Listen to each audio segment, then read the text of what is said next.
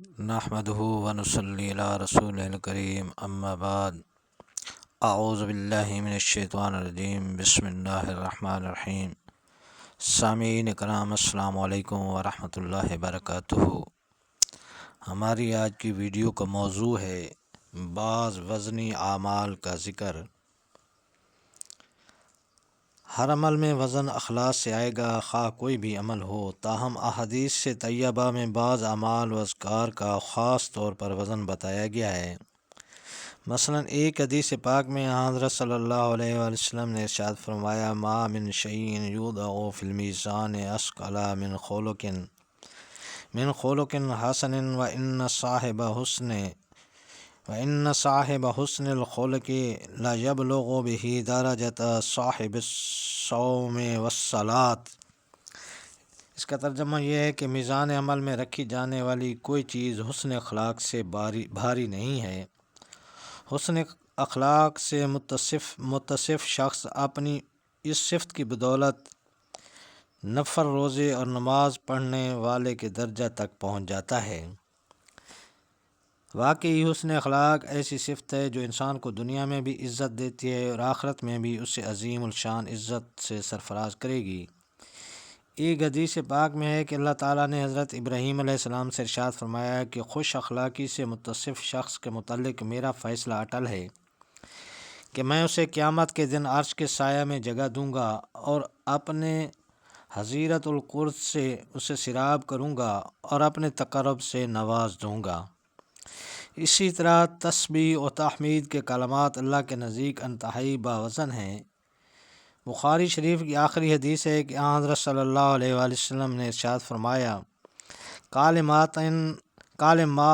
کالماتان حبیبتان الی الرحمن خفیفتان علی اللسان ثقیلتان فی المیزان سبحان اللہ و بحمدہ سبحان اللہ العظیم۔ دو بول رحمان کو بہت پسند ہیں، زبان پر بہت ہلکے پھلکے ہیں، میزان عمل میں بھاری ہیں۔ وہ کلمے یہ ہیں، سبحان اللہ و بحمدہ سبحان اللہ العظیم۔ نیز ایک روایت سے معلوم ہوتا ہے کہ نیکیوں کے پلے کو وزنی بنانے میں یہ بات بھی کام آئے گی کہ کسی شخص پر کسی نے کوئی بہتان لگایا ہوگا اور وہ اس سے بری ہوگا تو اس بہتان کی وجہ سے اسے جو قلبی تکلیف پہنچے گی، یہی تکلیف اس کو قابل رحم بنا دے گی۔ ایک روایت میں ہے، یجاء العبد یوم القیامت فتوضع حسناتہ فی کفۃ وسیئاتہ فی کفۃ فترجع السیئات فتجیء بطاقة فتقع في كفة الحسنات فترجع بها فيقول رب ما هذه البطاقة فما من عمل عملته في ليلي أو نهاري إلا وقد استقبلت به قال هذا ما قيل فيك وأنت منه بربي فينجو من ذلك۔ یعنی ایک آدمی قیامت کے دن لایا جائے گا، پھر اس کی نیکیاں ایک پلہ میں اور برائیاں دوسرے پلہ میں رکھ دی جائیں گی۔ پس برائیوں کا پلہ جھک جائے گا، پھر ایک پرچی آئے گی جو نیکیوں کے پلہ میں رکھی جائے گی، جس کی وجہ سے وہ پلہ جھک جائے گا۔ تو آدمی حیرت سے پوچھے گا، یہ پرچی کیسی ہے؟ اس لیے کہ میں نے زندگی میں رات دن جو اعمال کیے تھے وہ سب میرے سامنے آ چکے۔ تو کہا جائے گا، یہ پرچی اس بہتان کے بارے میں ہے جو تجھ پر لگایا گیا تھا جب کہ تو اس سے بری تھا، چنانچہ اسی کے ذریعے سے وہ نجات پا جائے گا۔